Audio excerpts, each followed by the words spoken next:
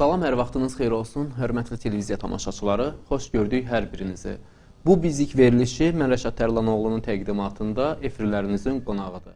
Və vaxt itirmədən studiyamızın qonağını sizlərə təqdim etmək istəyirəm. Bugünkü qonağımız Ekstrasens Peyman müəllim. Xoş gəlmişsiniz Peyman müəllim. Çox sağ olun, mən də bütün tamaşaçılarımızı salamlayıram. Siz də ekranda gördüyünüz nömrələrlə əlaqə saxlayıb və suallarınızı ünvanlaya bilərsiniz. Və bugünkü gündə cəmiyyətin əsas problemlərindən biridir. Ekstrasenslik mövzusu genişlənir. Kimlər nəyə inanır, kimlər nəyə inanmır və ümumiyyətlə ilk olaraq belə bir sual ünvanlamaq istəyirəm sizə. Ekstrasens nə deməkdir? Yəni, ekstrasens deyəndə öncə görmə hissləri olan insanlar nəzərdə tutulur. Aha. Yəni, ekstrasens sizlərə müraciət edənlər olur da yəqin ki? Əlbəttə olur. Yəni, əsasən nə üçün sizə müraciət edirlər? Demək olar, hər mövzu ilə bağlı müraciət edirlər, yəni bütün problemlərlə bağlı müraciət edirlər. Amma ən çox, demək olar ki, 70%-i ailə problemləri ilə bağlıdır. Aha. Ekstrasensliyin ümumiyyətlə bunun bir məktəbi, kursu, dərsi, müəllimliyi, müəlliməsi, belə bir şey varmı? Yoxsa bu necə, vergidirmi, nədir? Məncə onun məktəbi yoxdur, ola da bilməz. Yəni, bu insan özündə olmalıdır. Amma təbii ki, özündə olan hissləri də, necə deyim, yönləndirməyi bacarmaq üçün, yəni yönləndirmək üçün məşq eləmək lazımdır. Siz nə zamandan bəri hiss eləmişsiniz ki, siz ekstrasensiz? Məsələn, mən də çox kiçik yaşlarımdan hiss eləyirdim ki, özümdə nə isə var. O vaxtlar hələ uşaq idim, başa düşə bilmirdim. Yəni, elə bilirdim ki, hamıda var bu hisslər. Amma hiss eləyirdim ki, evdəkilər, yəni valideynlərim artıq mənə biraz qeyri-adi baxırlar. Mənim hələ 5 yaşım var idi. Evdə nə isə bir iş görəndə, deyək də, nə isə bir tədbir olanda, başqa bir şey olanda deyək də, yəni hazırlaşanda həmişə məndən məsləhət eləyirlər, baxmayaraq ki, mənim 5 yaşım var idi onlara. Yəni, mən yaşlaşdıqca, böyüdükcə artıq hiss elədim ki, məndə olan hisslər qeyri-adi hisslərdir. Başqalarında olmayan hisslərdir. Başqalarında olmayan hisslərdir sizdə. Yəni, siz özünüzü necə fərqləndirirsiniz başqalarından? Məsələn, mən nələrsə əvvəlcədən hiss eləyirdim, görürdüm. Amma uşaq vaxtı elə bilirdim ki, hamı bunları hiss eləyir. Yəni, elə bilirdim, normal hisslərdir. Sonradan gördüm ki, yox da, yəni məndə olan hisslər başqalarında yoxdur. Artıq mən nələrsə deyəndə qeyri-adi baxırlar mənə. Falçı nədir, ekstrasens nədir? Məncə fərqli bir şeylərdir. Falçılar budur ki, ya kartla baxır, ya kitabla baxır. Kitabla baxmaq nədir, mən onu başa düşə bilmirəm, yəni. Yəni, cürbəcür vasitələrlə baxırlar, falçılar budur. Amma onu da deyim ki, misal üçün götürək kartla baxmalı. Açır kartda sırada çıxan şəkillərə görə sənə nə isə deyəcək. Amma 2 dəfə açası olsam, təbii ki, eyni şey gəlməyəcək. Amma mənə müraciət edən pasiyentlərim var, məsələn, bir dəfə müraciət edir, gələcək hadisələr haqqında. Sonra üstündən 6 ay ya 1 il ötəndən sonra təkrar müraciət eləyəndə mən yenə gələcəkdəki hadisələri eyni görürəm onun üçün. Yəni, söhbət 1 il sonrasından gedir və deyək. Amma kartla baxanda hər dəfə fərqli şeylər görünür. Ona görə elə şeylərə mən inanmıram. Tamaşaçılarımız da elə şeylərdən qaçmalar. Aha, yəni bu ekstrasenslərə inamım var. Özdə olub, mənim də başıma gəlib. Mən özüm də müraciət eləmişəm ekstrasensə, amma falçıya inamım yoxdur, heç inanmayacağım da. Və bilmək istəyirəm, siz necə baxırsınız? Yəni, mən pasiyentinizəm, gəlmişəm sizin qəbulunuza və siz necə baxırsınız? Nə ilə baxırsınız? Hansı vasitələrdən istifadə edirsiniz? Məsələn, münasibətlərə baxırsansa, qarşılıqlı münasibətlərə adlar lazımdır, adlarla baxırsan. İnsanın gələcəyinə baxanda numerologiya ilə baxırsan, yəni belə. Aha. Sizdə, məsəl üçün, görücülükdür da, deyək ki, görürsə, sabaha olan bir hadisə, yəni qeyri-adi bir hadisələr olanda, o sizə hiss olunurmu? Əlbəttə, qeyri-adi hadisələr olanda hiss olunur. İnsanların demirəm, pasiyentlərin demirəm, o şəxsi, məsəl üçün, öz münasibətlərini bilmək istəyirlər, onu demirəm. Yəni, günümüzün, cəmiyyətimizin, dünyamızın, məsəl üçün, gələcəyini görmək olurmu? Ekstrasenslərdə görür. Onu necə bilirsiniz? Necə olur? Bu barədə ətraflı danışaq. Çünki kimsə inanır, kimsə inanmır ekstrasenslərə. Ekstrasenslərin bəzilərinə, çoxlarına hətta insanlar var ki, dırnaqarası baxırlar və istərdim ki, aydınlıq verəsiniz ki, ekstrasens bir başqa bir şeydir, falçılıq deyil. Əlbəttə, ekstrasenslik falçılıq deyil. Amma o inanmıram deyən insanlar ki var. Çoxları çıxırlar, efirdə deyirlər ki, inanmırıq. İnan ki, daha çox müraciət edənlər də onlar özüdür. Ekstrasensliklə psixologiya yaxın elmdirmi ümumiyyətlə? Psixologiya tam fərqli bir şeydir. Psixologiya insanı gələcəyə hazırlamaq.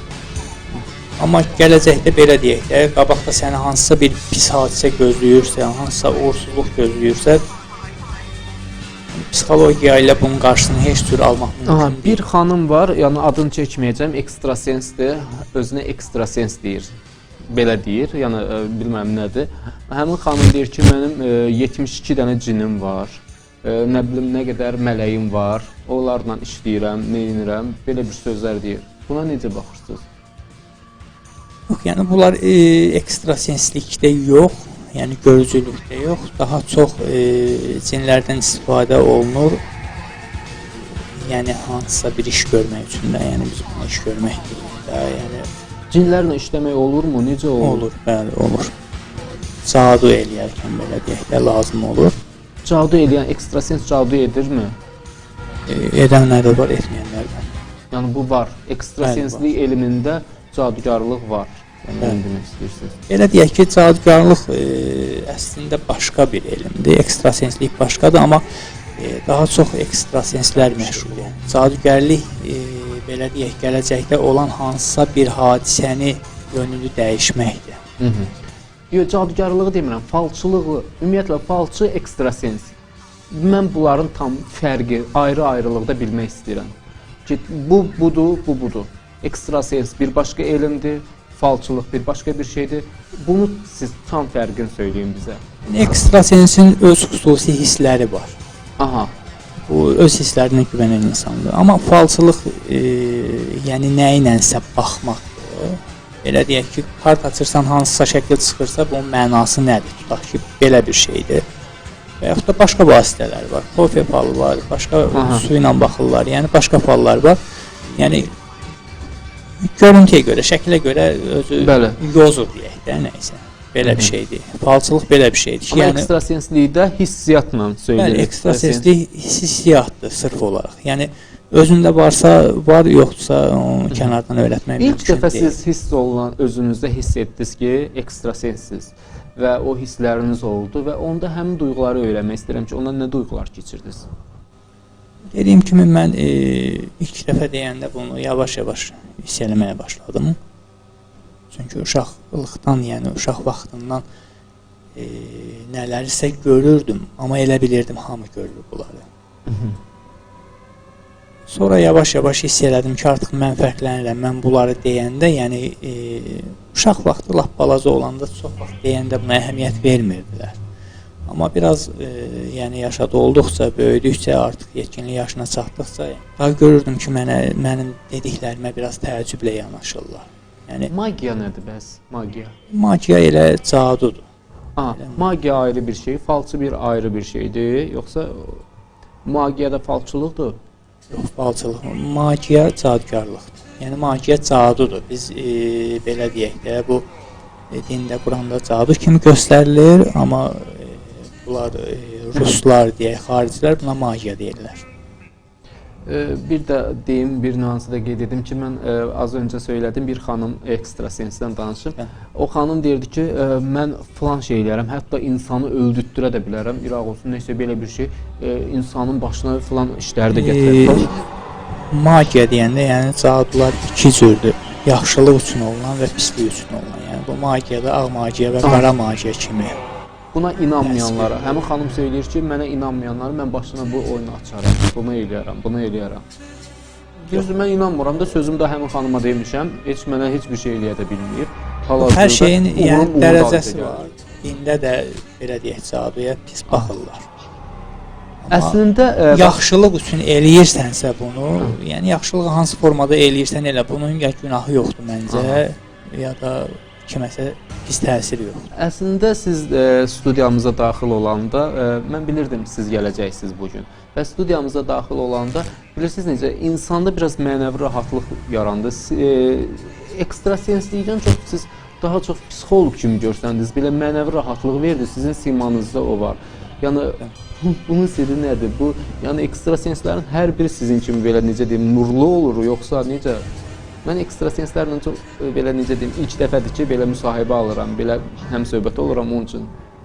Mənim də yəni digər ekstrasenslərlə çox da münasibətim yoxdur, yaxın münasibətim yoxdur. Amma müraciət edən pasiyentlərim hamısı da bunu deyir ki, siz yəni pasiyentlərlə çox səmimi davranırsınız, çox mülayimsiniz. Sizə yəni yaxınlaşır pasiyent, sizə müraciət edəndə o mənəvi rahatlığı tapırlar. Bəli. Belə bir söz deyim, pasiyentdə bilirsiniz ki, siz görürsünüz, bilirsiniz ki, yəni filan hadisə baş verəcək, onun üçün yəni pis bir hadisə baş verəcək. Onu siz həmin pasiyentə bildirirsinizmi, yoxsa necə onu bildirirsiniz, necə çatdırırsınız? Əlbəttə bildirirəm. O qara xəbər deyirlər də. Əlbəttə bildirirəm, amma hər şeyin yəni tərzini belə yumşaq şəkildə bildirmək. Aydındır. Təşəkkür edirəm əziz tamaşaçılarımız. 051 777 99 77 nömrələri ilə əlaqə saxlayın. Əgər Peyman müəllimə ehtiyac olarsa, təbii ki, müraciət edə bilərsiniz. Xatırladım ki, studiyamızın qonağı ekstrasens Peyman müəllimdir. Peyman müəllim, bir daha xoş gəlmisiniz söyləyirəm. Çox sağ olun. Bu fürsət hələ də ələ keçəsi deyil. Hazır ekstrasenslə buradaykən siz də suallarınızı ünvanlaya bilərsiniz. Peyman müəllim, siz ümumiyyətlə cadu edirsinizmi? Bəli. Aha, yaxşılığa mı ya ağ magiya yaxşılıq üçün olunan cadulardır, deyək. Qara magiya pislik üçün olunan cadular. Aha, bir pasiyentdən mən gəlmişəm, deyirəm ki, mənim bir nəfərdən belədir, mənim üçün ondan davamım var, filan var, mənə cadu eləyir, siz ona cadu eləyin, məndən belə uzaqlansın, neynəsin, belə-belə bir sözlər deyir də. Siz həmin momentdə siz ona cadu eləyirsinizmi, ya necə? Ona necə cadulusu eləyir? Belə deyək, arada əgər münaqişə varsa, onu yatırmaq üçün mehribanlıq yaratmaq lazımdır. Aha. Yəni, qarşı tərəfdən əvəzinə çıxmaq yox. Aha, az öncə də sual verdim. Sizə pasiyentlər müraciət edir və ən çox hansı problemlə müraciət edir? Ailə dediniz, ailə problemləri ilə dediniz. Bəs o ailə problemləri deyərkən siz nəyi nəzərdə tutursunuz? Dağılan ailələr var, müraciət edirlər, barışmaq istəyirlər. Bəziləri var, məsələn, dağılmaq həddinə çatan ailələr var ki, çox söhbət olur ailələrdə, kənardan müdaxilələr olur. Bəs siz nə dərəcədə onlara kömək eləmişsiniz? Demək olar, hamısına kömək eləmişəm. Ekstrasenslik sizin sənətinizdir də, deyək ki, sənətinizdir, o sizin hisslərinizdir, yəni bugünkü gündə, yəni o hisslər sizdə var, bizdə yoxdur. Mən özümə ekstrasens deyə bilmərəm. Sizin başqa bir sənətiniz, nə sənətiniz var? Hal-hazırda başqa heç bir işlə məşğul deyiləm, sırf ekstrasensliklə məşğulam, öz ofisim var, orada pasiyentlərimi qəbul edirəm. Aha, gün ərzində nə qədər sizə pasiyentlər müraciət edir? Gün ərzində 20-dən yuxarı pasiyent qəbul etmək olmur vaxta görə. Aha, gün ərzində 20 dənə. Yəni bu deməli ki, cəmiyyətimizdəki belə böyük bir problemlər var ki, cəmiyyətimizdəki insanların, vətəndaşların böyük bir problemləri var ki, gün ərzində 20 nəfər sizə müraciət edir. Problem də demək olar, amma ən çox necə deyim, xoşlamadığım mövzular odur ki, yəni evli qadınlar gəlir, başqa oğlana baxdırır ki, bax gör bununla mənim aramda nə isə alına bilər. Hətta biri var idi, axşamüstü idi, yazdı ki, WhatsApp-dan yazıb ki, bəs mən gəlmək istəyirəm, təcilidir. Dedim, yaxşı gəlin. Əslində, hava qaralandan sonra belə deyək də, müştəri qəbul eləmirdim. Dedi, bəs yəni sizin yanınızda qadın xeylağı varmı? Mən oraya tək gəlmək istəmirəm də. Dedim, var, gələ bilərsiniz. Yəni, köməkçim qadındır, gələ bilərsiniz. Dedi, oğlumla gələcəm mən. Dedim, eybi yox, kimlə istəyirsiniz, gəlin. Yanında oğlunu da gətirmişdi, 9-cu sinifdə oxuyan oğlandı, yəni böyük oğlandı. Dedi, onlar biz ikimiz girək içəri, elə otağa da. Dedim, hə, olar. Gəldi, deyir ki, mən bu oğlanın atasından boşanmışam. Amma indi həyatımda 5-6 dənə başqa kişi var. Yəni, bəli, hamısında adlarını bir-bir deyir ki, bax, gör, bunların hansı ilə Aha. Mənim münasibətim alına bilər. Belə qırmızı-qırmızı da danışır ki, hamısı da gəlir, gedir evimizə. Oğlunun yanında danışır, onun əvəzinə mən utandım. Mən təəccüblü qaldım ki, bayaqdan deyir, evdə belə deyim də sinyalınızda qadın xeylağı varsa mən ora gəlim, yoxsa mən tək gəlmirəm. Özünü elə dartır. İlk baxışdan adama çox abırlı bir adam kimi görünür də. Çox maraqlı deyil mənim üçün də. Mənim üçün maraqlı olan tamaşaçım da, bizi izləyənlər üçün də maraqlı. Siz həmin o insana, həmin qadına, qadın demək olursa, həmin xanıma, qadına, hər nəysə, ona siz nə cavab verdiniz, nə reaksiya göstərdiniz? Siz baxdınız həmin adamı ki, qəbul etmişəm. Buna yaxşı yaraşır. Yəni hansından nə görünür, hamısını dedim də. Başqa var. Belə deyək. Yəni mən kiməsə pislik eləmirəm. Pasiyentdir, pulunu ödəyib, gəlib, nə görürəm onu da deyirəm. Yəni siz həmin qadına, bax belə deyərdim, qadına, həmin qadına siz deyə bilməzdiniz ki, sizin yeriniz bura deyil, başqa bir yerdir, siz ora gedin, müraciət edin. Yəni ya getsin bizim psixodispanserlərimiz var, oralara müraciət eləsin, bəlkə bunun əqidəsi, əqli dəyişər. Bilirsiniz necədir? Yəni insanlara hər şeyi deməyin tərzi var. Birinci, pasiyentlərlə işləyən insan, yəni istəyir ekstrasens olsun, istəyir psixoloq olsun, istəyir həkim olsun, biraz mülayim olmalı. Yəni hər şeyi mülayim şəkildə çatdırmağı bacarmalıdır. Məsələn, gəlib deyir ki, həyatımda başqa bir oğlan var. Evli qadın deyir bu sözü. Ailəli qadındır, başqa bir həyatında və yaxud da demir, deyir sadəcə bax həyatıma, baxanda deyirəm ki, məsələn, sizin həyatınızda başqa bir adam görürəm ki, ya onun sizə pisliyi dəyəcək, belə deyək də, yəni nə görmürsə bunu deyirəm də, yəni başqa adamın olduğunu mən deyirəm buna. Ondan müştərilərim daha çox, yəni pasiyentlərim özləri deyir ki, yəni siz bunu mülayim şəkildə deyirsiniz, yəni başqa ekstrasensin yanına gedəndə deyir ki, sən gəzəyənsən, beləsən, yəni kobud şəkildə. Amma yəni mən bütün cəmiyyəti mən tək başına tərbiyə eləyə bilmərəm. Amma bacardığım qədər, yəni belə deyək də, çalışıram ki, ailələr dağılmasın. Yəni yönləndirməyə çalışıram, amma onun iki variantı var. Bir var, üzünə deyəsən ki, bu pis yoldur. Yəni zəhmət olmazsa rejissorumuz səsi biraz alsın. Yəni bir var ki, pasiyentin üzünə deyəsən ki, sən çox pis yoldasan, yəni tutduğun əməllər düzgün əməllər deyil, onda biraz onu danlamış kimi çıxır və onun səndən xoş gəlməyəcək. Amma bir də var deyirsən ki, yəni bu yol sənin üçün pis görünür, bunu eləmək lazım deyil. Yəni şuur altına yerləşdirmək. Bəs deyək də o xanımları başa düşdü. Bəylər ümumiyyətlə deyək də, kişilər sizə müraciət edirmi? Ailə problemi ilə də bağlı müraciət edənlər var. Hətta subay bəylər də var ki, hansısa xanımla münasibət qurmaq istəyir, alındıra bilmir. Siz ona kömək edirsiniz, alındıra? Kömək edirsiniz. Necə edirsiniz? Yəni o ürəkdir, sevmək, sevilmək ürəkdir. Onu necə edirsiniz? Artıq o magiyadır. Magiyadır. Ağ magiya. Bəli. Sizin də cinləriniz varmı? Belə deyim ki, heç kəsin yəni xüsusi olaraq cinləri yoxdur. Onu kim deyirsə... Cinlərlə işləyirsiniz? Amma cinlərdə işləmək olur. Biraz tüklərimiz burada, yəni biraz qeyri-adi bir... Yəni hansısa magiyaları eləyəndə cin çağırma var. Yəni ondan istifadə eləmə var. Amma daha çox qara magiyalarda istifadə olunur. İstərdim ki, tam tamaşaçı da bilsin ki, ekstrasens nədir? Sırf olaraq ekstrasenslərə müraciət eləməyi məsləhət görürəm ki, falçılara yox. Falçı nə ilənsə baxırsa, belə deyim də, eyni adama 2 dəfə baxsa, müxtəlif şeylər görəcək. Amma ekstrasens bir dəfə gördüyünüz, ekstrasens məsələn, mən baxıram, deyirəm ki, sənə 1 ildən sonra bu hadisə baş verəcək. Yəni, bu müştərilərin hamısını yadda saxlamaq da mümkün deyil. Bu pasiyent mənə 6 aydan sonra müraciət eləsə, yenə də mən eyni vaxtda, eyni tarixdə, eyni hadisənin olacağını deyirəm. Belə deyim də, yəni ekstrasenslərdə də olurmu, deyək ki, ilham pərisi deyilir ki, yəni mən ancaq o vaxtlar görə bilərəm? Yəni həmişə görmək olur. Sadəcə, belə deyək, şəxsi problemlərlə əlaqəli, ya əsəblərin yerində olmayanda, belə deyək də, diqqətin dağılır, bu ola bilir.